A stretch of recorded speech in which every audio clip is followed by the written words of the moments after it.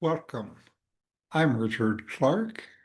I'm reviewing and commenting on Drg Drsya Viveka, or an inquiry into the nature of the seer and the seen. Today is verse 21. Welcome. I'm Richard Clarke. I'm reviewing and commenting on Drg Drsya Viveka, or an inquiry into the nature of the seer and the seen. Today is verse 21. Just as the crystal appears red when placed near a red flower, yet remains clear in itself, so too the witness seems to share the attributes of the body, senses, and mind. But in truth, the witness is ever pure and untouched. This verse revisits and deepens the crystal and flower analogy. The crystal itself never absorbs the redness, but to an onlooker, it seems as if it does. The appearance is due to proximity. In the same way, awareness seems to take on the qualities of the body and mind. When the body is tired, we say, I am tired. When the body is worried, we say, I am anxious. When the senses delight in beauty, we say, I am enjoying. But these attributes do not belong to the self. The self is awareness, the witness. It merely illumines the play of body and mind, just as light illumines all things without being affected by them.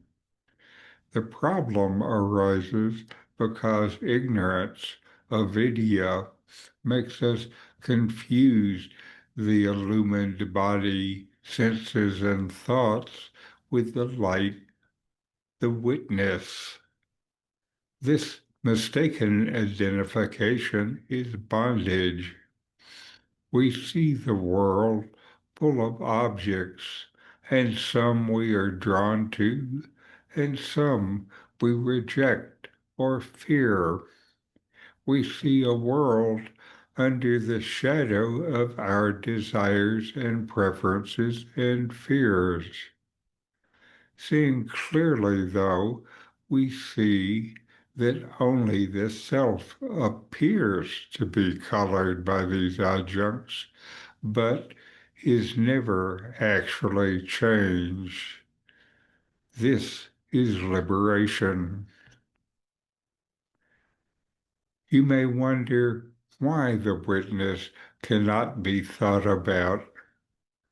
If you try to think about the witness, you're trying to make an object of thought. But every thought itself is illumined by the witness. It cannot be grasped as something separate.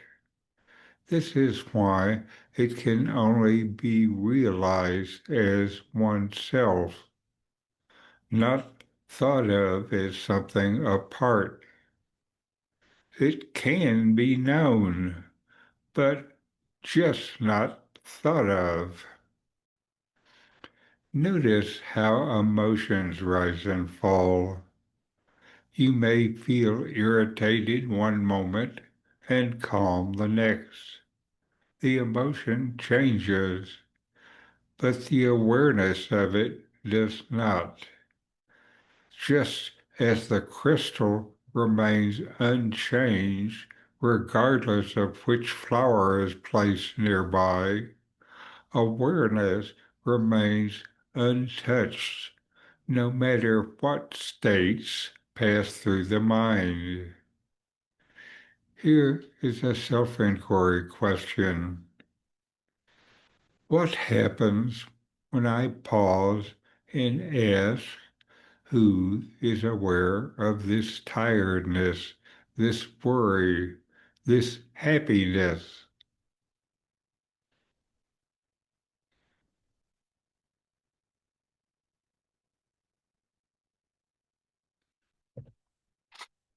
Namaste. I'm Richard Clarke. My new book, Atma Vidya by RamanaMaharshi with comments, offers clear insights into this profound poem on self-realization. In this series, I share Ramana's timeless wisdom and my reflections and inquiries to deepen your practice of self-inquiry. Discover the peace that comes from knowing your true self. The Amazon link is in the description. These videos bring Shankara's teachings into your direct experience. Subscribe to see more. Click thumbs up to like. Send questions and start a dialogue with a comment.